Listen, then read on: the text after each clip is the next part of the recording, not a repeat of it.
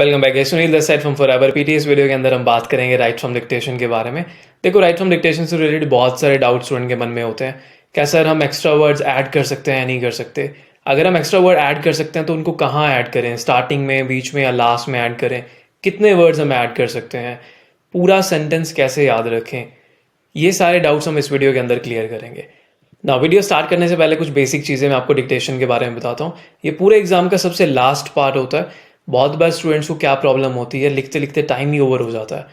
Because जब आप last में डिक्टेशन के ऊपर पहुंचोगे, हार्डली आपके पास 4 to 5 मिनट्स होंगे और उस 4 to 5 मिनट्स के अंदर अंदर आपको 3 या 4 डिक्टेशन सॉल्व करनी होती है।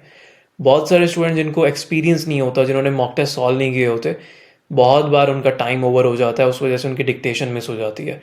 लिसनिंग और राइटिंग का स्कोर ये बहुत स्ट्रांगली हैम्पर कर सकते हैं अगर आपकी डिक्टेशन अच्छी नहीं जाती एग्जाम में।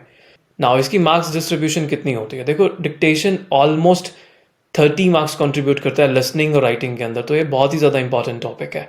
अब बात करते हैं एक्स्ट्रा वर्ड्स की। क्या आप एक्स्ट्रा वर्ड ऐड कर सकते हो? तो शॉर्ट आंसर इज यस, आप एक्स्ट्रा वर्ड्स ऐड कर सकते हो। कितने एक्स्ट्रा वर्ड्स आप ऐड कर सकते हो? कोई भी लिमिट नहीं है, आप कितने मर्जी चाहो एक्स्ट्रा वर्ड्स ऐड कर सकते हो। कहाँ पे आपको ऐड करनी चाहिए वो काफ़ी ज़्यादा इंपॉर्टेंट है। देखो, लोकेशन वाइज एज सच आप स्टार्टिंग में, मिड में, एंड में कहीं पे भी ऐड कर सकते हो। मैं एक बार आपको करके भी दिखा देता हूँ, लेकिन पर्सनली मैं कहाँ प्रेफर करता हूँ। फॉर एग्जाम्पल एक क्वेश्चन लेते हैं, लेट्स से ये क्वेश्चन है, Biology department is dedicated to research activities. Biology department is dedicated to research activities. ये लेट्स से इसका राइट आंसर है, biology department is dedicated to research activities. मैं पर्सनली क्या सजेस्ट करता हूँ, आपको इसका आंसर ऐसे लिखना चाहिए, biology department is dedicated to research activities. ये तो था एक्चुअल आंसर, लेकिन कभी भी सिर्फ इतना नहीं लिख के आना आपको हमेशा एक्स्ट्रा वर्ड इसके अंदर ऐड करने हैं। हो सकता है स्टार्टिंग के अंदर द हो, आपको हर एक नाउन के आगे आर्टिकल कंसीडर करके चलना है। Biology department, the biology department. आप आर्टिकल ए भी कंसीडर कर सकते हो, और बायोलॉजी डिपार्टमेंट, राइट।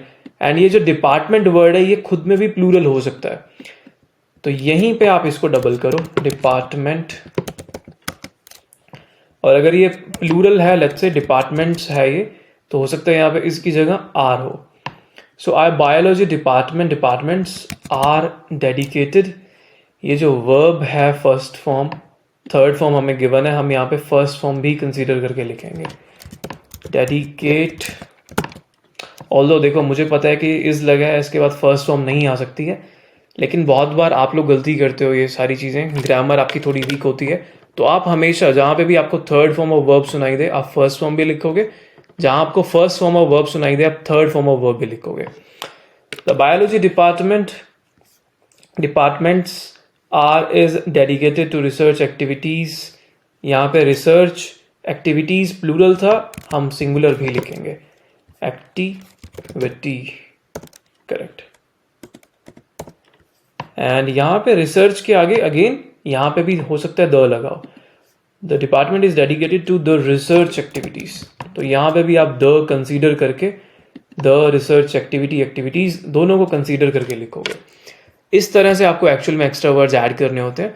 बहुत सारे स्टूडेंट क्या करते हैं, वो लास्ट में एक्स्ट्रा वर्ड्स ऐड करते हैं। देखो, लास्ट में ऐड करने से कोई नेगेटिव नहीं है, आपको मार्क्स मिलेंगे अगर आपने वो वर्ड ऐड किया, लेकिन उससे प्रॉब्लम क्या होती है, पर्सनली जो मैंने ऑब्जर्व किया है, बहुत सारे स्टूडेंट एक्स्ट्रा वर्ड ऐड ही नहीं कर पाते अच्छे से, और बहुत बार आप स्पेलिंग मिस्टेक करते हो। लेट्स से किसी स्टूडेंट ने लास्ट में, स्टार्टिंग में उन्होंने डिपार्टमेंट लिख दिया, लेकिन उनको प्लूरल करना था डिपार्टमेंट्स, तो वो जल्दबाजी में क्या करते हैं, डिपार्टमेंट का स्पेलिंग ही मिस्टेक कर देते हैं, बीच में से टी मिस कर दिया, लेट्स से यहाँ पे डिपार्टमेंट वाला टी मिस कर दिया उन्होंने, और ये मिस्टेक्स होती हैं। अगर आप वर्ड्स बिल्कुल आसपास ही लिखोगे, डिपार्टमेंट के साथ में डिपार्टमेंट्स लिखोगे, तो आप दोनों स्पेलिंग्स को कंपेयर भी कर पाओगे। जब आप दूर दूर लिखते हो तो कंपैरिजन थोड़ा सा मुश्किल होता है, इस वजह से भी आपके मार्क्स करते हैं। ये मैंने बहुत सारे स्टूडेंट्स के जब मॉक टेस्ट एनालाइज करता हूँ तो मुझे पता चलती है कि ये गलतियाँ स्टूडेंट्स अक्सर रिपीट करते हैं। एंड बहुत बार क्या करते हो आपने इस तो लगा दिया, लेकिन जल्दबाजी में आप आर भूल जाते हो। लेकिन अगर आप हर एक वर्ड के साथ में ही उसका प्लूरल या एक्स्ट्रा वर्ड लिखोगे तो आपको याद रहेगा हमेशा। जैसे यहाँ पे द, आप आर्टिकल द लगा रहे हो तो आपको याद रहेगा कि आर्टिकल ए भी आ सकता है। एन नहीं आएगा ऑफकोर्स क्योंकि बायोलॉजी का बी है। अगर आपको एन लगाना है आप लगा सकते हो। यहाँ पे डिपार्टमेंट आपने लिखा, आप डिपार्टमेंट का डिपार्टमेंट्स भी यहीं के यहीं कर दो। आर और इज दोनों को यहीं पे अटैच कर दो। डेडिकेट जब आप लिख रहे हो वर्ब की फर्स्ट फॉर्म, ध्यान रखो थर्ड फॉर्म भी ऐड करो, और हो सके तो फर्स्ट फॉर्म के साथ में एस ई एस भी आप ऐड कर दो। ये तीनों चीज़ें वर्ब की तीनों फॉर्म्स आप लिख सकते हो। आई एन जी अलग से सुनाई दे जाता है, बट अगर आपको ऐड करना है आप आई एन जी भी ऐड कर सकते हो। डेडिकेटिंग, कोई भी नेगेटिव मार्किंग नहीं होगी, कितने मर्जी चाहो आप एक्स्ट्रा वर्ड ऐड कर सकते हो, लेकिन टाइम का हमेशा ध्यान रखना। डिक्टेशन के अंदर टाइम बहुत ज़्यादा इंपॉर्टेंट होता है। लास्ट में अगर आप बहुत ज़्यादा एक्स्ट्रा वर्ड ऐड करने में आपका ध्यान है, हो सकता है लास्ट वाली डिक्टेशन आपकी मिस हो जाए। वो जो डिक्टेशन आपकी मिस होगी ना, उसकी वेटेज बहुत ज़्यादा है, 5 to 10 मार्क्स की उसकी वेटेज है। तो एक्स्ट्रा वर्ड ऐड करो, लेकिन ढंग से ऐड करो, फटाफट से ऐड करो, वहीं के वहीं ऐड करते जाओ। लास्ट में सोच सोच के ऐड करोगे तो प्रॉब्लम होती है। द, और फिर द के साथ अ भी लगा सकते हो, द रिसर्च एक्टिविटी एक्टिविटीज़। तो इस तरह से आपको एक्स्ट्रा वर्ड्स एक्चुअल में रियल एग्जाम के अंदर ऐड करने होते हैं। Okay, now let's move on to question number 2, that is कि किस मेथड से हमें राइट फ्रॉम डिक्टेशन सॉल्व करना चाहिए। देखो, मैं पर्सनली एग्जाम में इनिशियल लेटर वाला मेथड यूज करता हूँ। हर एक सेंटेंस का इनिशियल लेटर मैं नोट डाउन कर लेता हूँ। सबसे पहले मैं उसको नोटबुक पे नोट डाउन करता हूँ। बहुत सारे स्टूडेंट क्या करते हैं, वो डायरेक्टली टाइप करते हैं स्क्रीन के अंदर। उनकी टाइपिंग स्पीड अच्छी होती है, वो जो कमेंट बॉक्स वहाँ पे गिवन होता है उस बॉक्स के अंदर वो डायरेक्टली टाइप करते हैं। मैं पर्सनली ऐसा सजेस्ट नहीं करता। मेरी खुद की टाइपिंग स्पीड बहुत अच्छी है, लेकिन मैं फिर भी नहीं लिखता। मैं हमेशा नोटबुक का यूज़ करता हूँ। इनिशियल लेटर से पहले नोटबुक के ऊपर लिखता हूँ। मैं एक बार आपको करके दिखाता हूँ। फॉर एग्जाम्पल लेट्स से ये एक क्वेश्चन है। A new article was published regarding the university last week.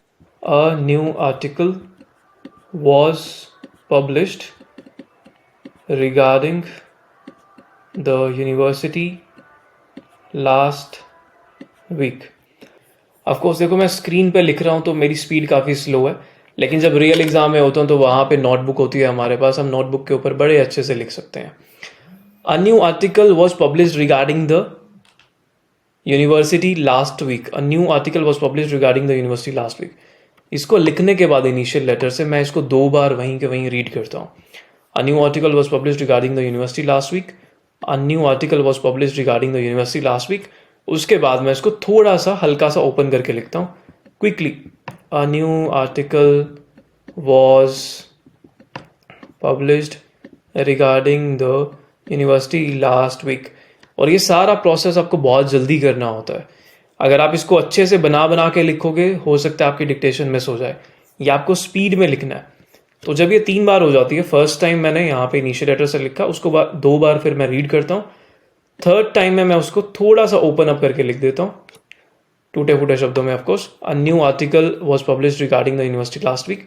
उसके बाद क्विकली मैं इसको टाइप कर देता हूँ। A new article was published regarding the university last week. Right, ये बिना प्रैक्टिस के आप नहीं कर सकते। आप ऐसा मत समझना कि रियल एग्जाम में आप जाओगे और वहाँ पे सीधा आपके मार्क्स बन जाएंगे, ऐसा नहीं होगा। इसकी आपको थोरली प्रैक्टिस करके जानी पड़ेगी। इसके बाद इसके अंदर आपको एक्स्ट्रा वर्ड्स भी ऐड करने हैं। अ न्यू की जगह पे आप द न्यू भी लगाओगे, आर्टिकल की जगह पे आर्टिकल्स भी लगाओगे, वॉज के साथ आपको वर भी लगाना है, पब्लिश पब्लिश्ड दोनों लगाओगे, पब्लिश भी लगाओगे, पब्लिश्ड भी लगाया। Regarding the university, a university, universities भी हो सकता था। लास्ट वीक, वीक्स भी लगाओगे आप। हर एक नाउन को प्लूरल करोगे आप, हर एक वर्ब को कंसीडर करोगे, पब्लिश पब्लिश्ड, पब्लिशेस भी लगा सकते हो आप। इस तरह से आपको एक्स्ट्रा वर्ड्स ऐड करने हैं हर एक डिक्टेशन के लिए। Now this is the same method that I follow in my real exam. आप भी सेम एग्जैक्ट मेथड फॉलो कर सकते हो। ओके, उसके बाद नेक्स्ट पॉइंट है हाउ टू मेमोराइज। बहुत सारे स्टूडेंट्स के डाउट आते हैं कि सर मेमोराइज कैसे करें हम सेंटेंस को, क्योंकि जब हम सेंटेंस सुनते हैं कोई 10 वर्ड का सेंटेंस है तो सिर्फ 6 वर्ड्स ही हमें रिटेन हो पाते हैं, 6 या 7 वर्ड्स हार्डली। देखो, 2 चीज़ें आपको मेमोराइज नहीं करना है, मैंने यहाँ पे लिखा भी है। आप मेमोराइज मत करो, आप सेंटेंस को ब्रेक कर सकते हो छोटे छोटे पॉइंट्स के अंदर, आप सेंटेंस को समझ सकते हो। अगर आप मेमोराइज करने जाओगे आप हार्डली 5-6 वर्ड्स ही रिटेन कर पाओगे, उससे ज़्यादा वर्ड्स आपको याद नहीं रहेंगे। For example let's say question है, The notification will not be received until the following week. देखो फॉर एग्जाम्पल ये इसका राइट आंसर है, the notification will not be received until the following week. आप इस सेंटेंस को ब्रेक करो, the notification, कोई नोटिफिकेशन आने वाला है, वो नोटिफिकेशन रिसीव नहीं होगा, विल नॉट बी रिसीव्ड, कब तक, अंटिल द फॉलोइंग वीक, आने वाले वीक तक वो नोटिफिकेशन रिसीव नहीं हो सकता या नहीं होगा। So the notification will not be received until the following week या अंटिल द फॉलोइंग वीक, आप एक फ्रेज इसको काउंट कर सकते हो। इस तरह से पूरे के पूरे सेंटेंस को जब आप छोटे छोटे पार्ट्स में डिवाइड करते हो, आपको याद रखना ईजी होता है, आप उसका मीनिंग अंडरस्टैंड कर रहे हो, ये कोई रैंडम वर्ड्स नहीं रह गए अब आपके लिए। जब आप इसको एक रैंडम वर्ड्स की तरह सिर्फ दिमाग में रिटेन करने की कोशिश करते हो बिना मीनिंग समझे, आप हमेशा भूलोगे, सेंटेंस फॉर्मेशन ही करेक्ट नहीं हो पाएगी। छोटे छोटे से वर्ड्स मिस कर दोगे आप, ये बी मिस कर दोगे, बट आपको सेंटेंस फॉर्मेशन अगर आती है, आपको पता है कि ये सेंटेंस ग्रामेटिकली कब करेक्ट होगा, आपने उस सेंटेंस को पूरा समझा है, आप बी लगा दोगे चाहे आपने बी सुना भी ना हो। लेट्स से अगर आप यहाँ पे इस सेंटेंस को ऐसे लिखते, the sentence will not received until the following week, तो आपका दिमाग क्या बोलेगा, अगर थोड़ी सी ग्रामर भी आपकी स्ट्रॉन्ग है, लेट्स से विल के बाद फर्स्ट फॉर्म ऑफ वर्ब आती है बट ये ईडी लगा हुआ है, बट आपको पता है कि will not be received, B के बाद ईडी वो लग जाता है वहां पे। ऑल्दो ये ग्रामर का टॉपिक है बट ये बहुत बार हेल्प करता है राइट फ्रॉम डिक्टेशन के अंदर, इवन रिपीट सेंटेंस के अंदर भी ये हेल्प करता है।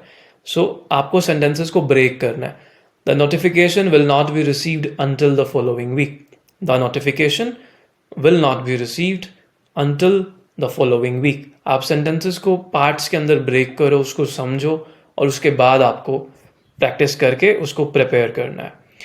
So this is all about right from dictation. Extra words आप ऐड कर सकते हो, कोई लिमिट नहीं है, लेकिन टाइम लिमिट डेफिनेटली होती है। बहुत सारे स्टूडेंट एक्स्ट्रा वर्ड ऐड करने के चक्कर में लास्ट वाली डिक्टेशन वो मिस कर देते हैं।